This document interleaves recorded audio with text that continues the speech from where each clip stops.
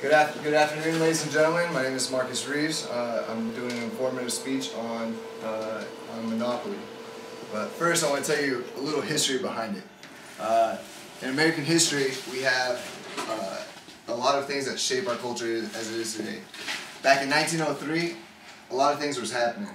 The first World Series was going on. The Ford Motor Company was formed, and the Wright brothers' first flying machine, the Wright Flyer, was being invented.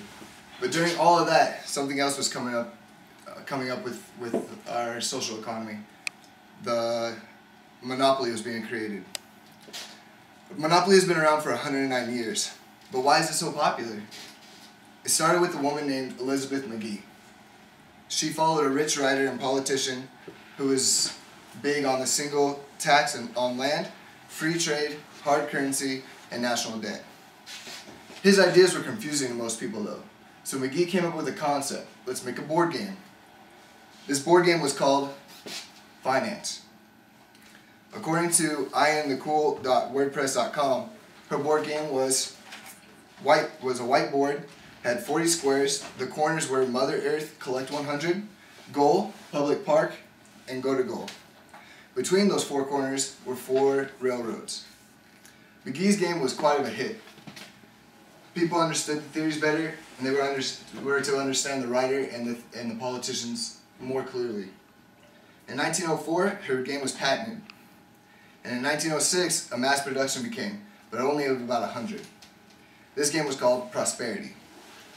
This grew popular, but only throughout the United States through only a few people. People started changing names of the properties as well to make it more common and more common for them to understand and relate to the board game. So there was 2 types of Monopoly.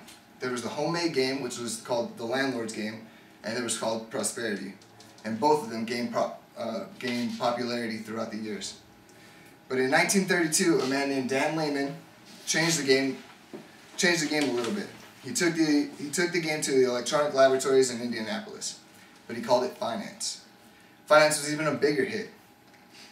Jesse Rayford changed the names to the Atlantic City street names, because more people commonly knew about Atlantic City than any other place in the United States. Jesse Rayford then taught a man named Charles Todd. And one night, Charles Todd invited a man named Charles Darrow over for a game night with him and his family. And according to Hasbro.com/Monopoly, Darrow lost and got mad. He demanded a set of rules, but Todd couldn't produce it because they were using the homemade version, the landlord's game. So he stomped out of the house, ran over to his secretary, and wrote up a new set of rules. He changed the colors on the board game, he made cartoons, and left all the names the same. In 1935, Parker Brothers and Milton Bradley bought Darrow's game. But there was only one problem. McGee still had the patent for the game. So she sold it to Milton Brothers, and for $500. There's many different changes during that time. In 1958, Monopoly finally got its official name. According to neohumanism.org, Monopoly comes from 2 Greek words, monos meaning one, and polein means to sell. Monopoly is a situation where there is only one provider of a product or service. According to Hasbro Monopoly History Booklet, 250 million copies of the game were sold worldwide. Different versions of the game coincide with the countries that it's sold in. For instance, in Spain, all the street names coincide with Calle Serrano, Avenida de America, and Calle Marina de Molina. But in the American version, all the street names like Boardwalk, Park Place are all in English. The game is printed in 27 different languages, and is sold in more than 81 different countries. Later on, McDonald's bought into Monopoly, where they started their Monopoly yearly giveaway, where they give out cool prizes like food, cars, vacations, and cash. But why is it so popular? It still has 40 square blocks, railroads, utilities, and the 4 corners of the bad luck and fortune. But here's the key, the community chest and chance. This is where you make all the big bucks.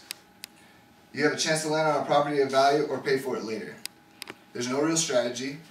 Use faith and luck in your 2 dice. And hopefully you're going to land on something big. Knowing that it's your money on your side of the table and that no one can take it from you. You don't ask people if they know how to play. You just play it. You don't need to be big and strong or intelligent. You don't have to know exactly the rules of the game. You just have to be able to count to 100 and roll your 2 dice and your chance to be a Monopoly winner. Thank you.